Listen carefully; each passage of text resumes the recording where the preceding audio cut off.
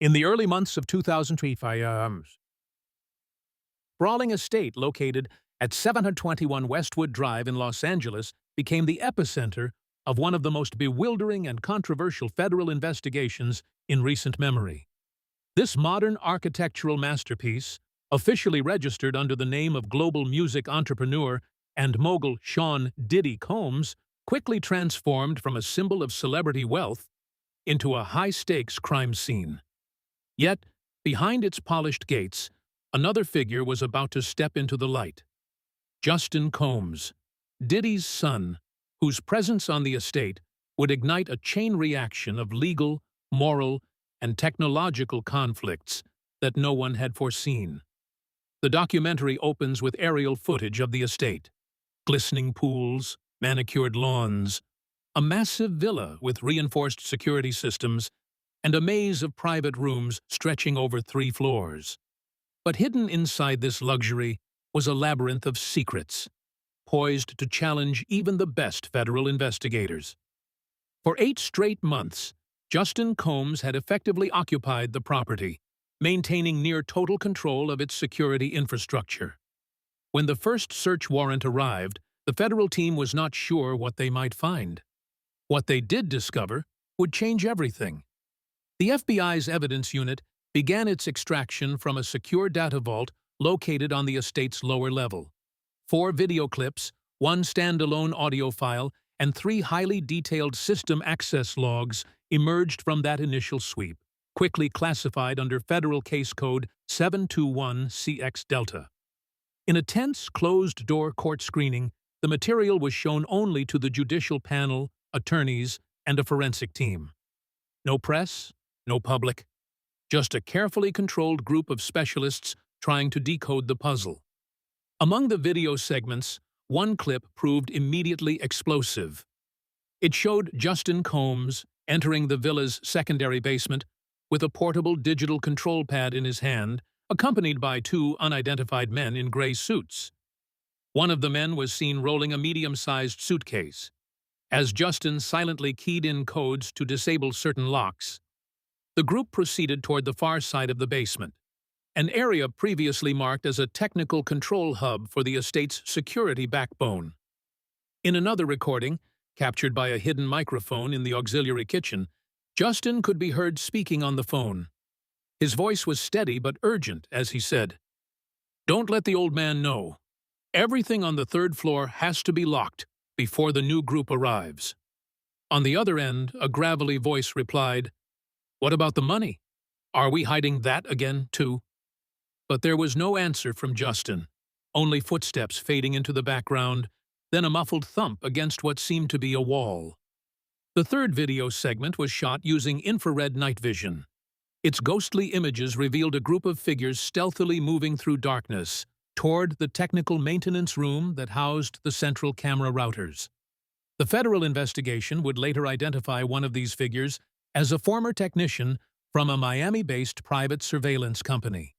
In a moment that would trouble investigators, the video abruptly cut out just as this man reached toward the villa's motherboard. Some suspected deliberate tampering. Others feared a technical malfunction. Either way, the missing seconds would spark doubts that would ripple through the entire legal process. Even more critical was an audio file retrieved from a covert microphone embedded in the estate's integrated speaker system. On June 4th, a tense conversation took place between Justin and a woman whose initials matched a key prosecution witness. Justin's voice, firm and almost resigned, was heard saying, "My dad's not going to take the fall. If someone has to, it'll be me."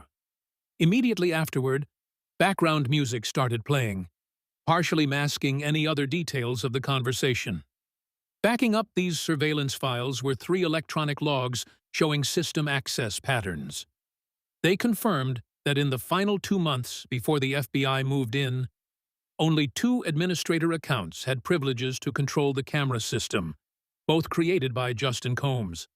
There was no sign that Sean Combs, the legal owner of the house, had any active access or had even used the system during that time. In court, these findings triggered a political and legal earthquake. Diddy, who had been considered the lead suspect due to ownership of the estate, suddenly found the narrative shifting beneath his feet. The federal prosecutor, who had insisted on Diddy's culpability, was forced to stand down.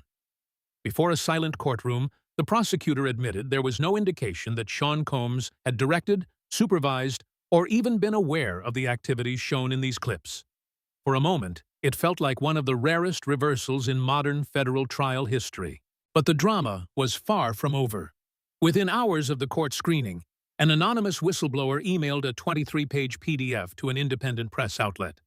The document, allegedly from a former maintenance contractor at 721, described how certain areas, most notably the third floor, had been deliberately designed to have no fire alarms, no surveillance cameras, and custom lighting systems separate from the central controls. It described a studio-like environment, with disconnected audio feeds and fingerprint door locks, all greenlit by Justin. As federal judges absorbed this bombshell, a second forensic team was called in to validate every file's authenticity. The Judicial Technology Bureau confirmed that the files showed no signs of being altered after the FBI's original extraction, giving them legitimacy in court. On June 12th, a memorandum signed by the presiding judge formally declared that case file 721CX Delta was sufficient to establish Justin Combs as the primary organizer of the events under investigation, and to confirm the absence of direct involvement by Sean Combs. Within 48 hours, the FBI held a press conference. Their spokesperson, Regional Assistant Director Leon Marks, announced that Sean Combs would no longer be investigated as a primary defendant. There is no longer sufficient evidence to support charges implicating Mr. Sean Combs as a mastermind, he told reporters. Yet Marks was quick to add that the investigation into other individuals would continue, with Justin Combs now designated as the main suspect under Section 230.12 of the Federal Criminal Code. The reaction across America was immediate and polarized. On CNN, anchors described the moment as the turning point of a storm, while the New York Post declared, "Son faces jail, father walks free." A Snap poll revealed that 61% of the public believed Diddy had truly been unaware of what his son was doing, but 32% insisted, "No one lives in a house without knowing what it's being used for." On social media, hashtags exploded. "He didn't know" went viral, while a counter-narrative tagged #ConvenientTruth argued that evidence had emerged at the exact right moment to protect a famous name. Civil society also weighed in.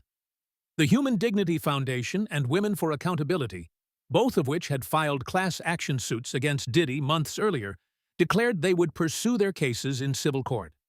They argued that a homeowner, regardless of criminal knowledge, should bear moral responsibility for what happens under his roof. Meanwhile, music streaming platforms and brand partners connected to Combs Enterprises began freezing legal coverage clauses and reconsidering promotional deals. Banks and insurers also temporarily halted contract reviews.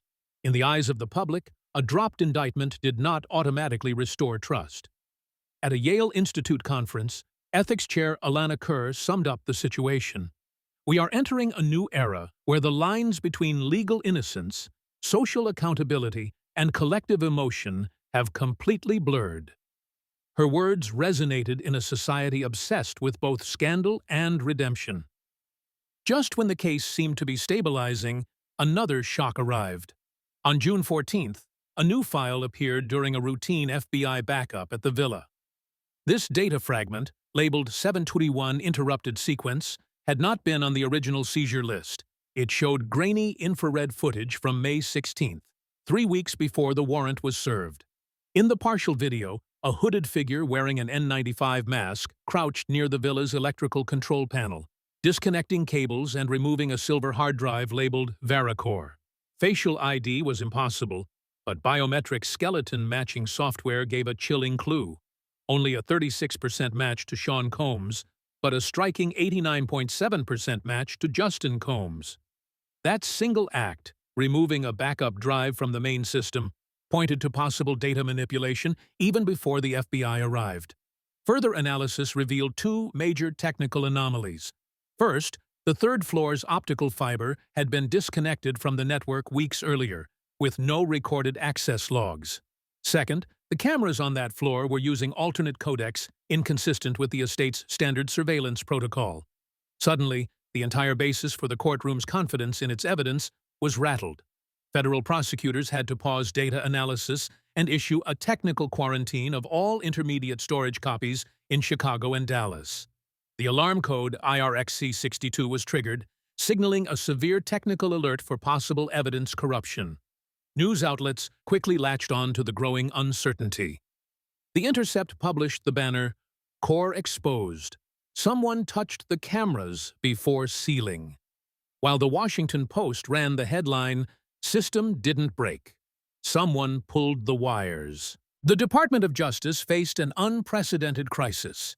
If the data showing Justin Combs as the ringleader had been manipulated or edited before seizure, every assumption underpinning the case, including the decision to drop charges against Diddy, would be thrown into doubt. Federal judges reacted by calling for an immediate review under Code Gate 4 protocols, requiring every potentially tainted video segment to be re-authenticated from its original raw binary streams. Under these rules, any prosecution argument built on questionable data had to be suspended. In a hasty press conference, Diddy's legal team repeated their confidence. Mr. Combs never touched the recordings, never ordered any deletion, and stands ready to cooperate in all revalidation procedures, declared his lawyer. But one cybersecurity consultant in the same briefing ominously added, "No one can guarantee that what you saw yesterday is exactly what was originally recorded." Within days, a rift emerged inside the prosecution team itself. A leaked memo revealed arguments over whether to reinstate Diddy as a person of interest, if the chain of custody for these critical recordings could no longer be trusted.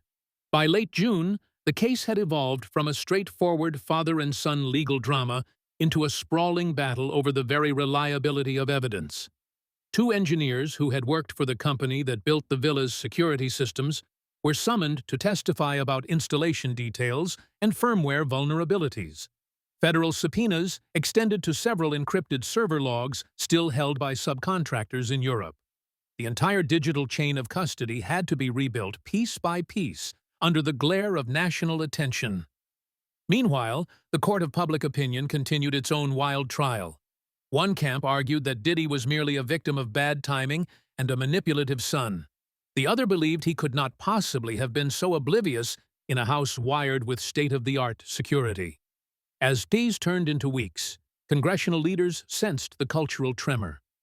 7 members of Congress filed a bipartisan motion to hold emergency hearings on how high-value real estate assets could be used as semi-lawless zones if their ownership was too separated from day-to-day oversight. They proposed requiring new federal real estate codes that would force owners to disclose security administrator credentials to authorities if requested under probable cause. For the moment, Diddy remained off the list of primary defendants, but he was far from free. Civil cases still threatened him financially and reputationally, while federal investigators refused to close the book on 721 until every byte of data was re-verified. In the world of streaming music, Diddy's commercial ventures suffered a fresh wave of pushback. Several sponsors discreetly pulled advertising, fearing brand damage, while social media campaigns debated whether to cancel him or give him the benefit of doubt. Ethics panels across law schools held emergency forums on the difference between moral duty and legal innocence. In this documentary's closing sequence, we see forensic specialists inside a federal lab examining the Vericore hard drive that Justin had removed. Blinking cursors on a data recovery console mark a desperate attempt to reconstruct the missing days before the FBI arrived at 721. These lost minutes might hold the key to whether Justin Combs acted alone or whether there was another unknown collaborator operating inside the house. A voiceover reminds viewers of the case's unfinished nature. Sometimes, in the search for truth, what you recover is as troubling as what you lose. The 721 case, with all its wealth, power, and family betrayals, had become a symbol of how fragile our digital truths can be. In a world where surveillance is supposed to reveal everything, it had ironically exposed how easy it can be to hide in plain sight, behind cameras, inside code, and beyond the reach of the very justice system designed to protect us. The story of 721 was not over. In fact, it was just beginning.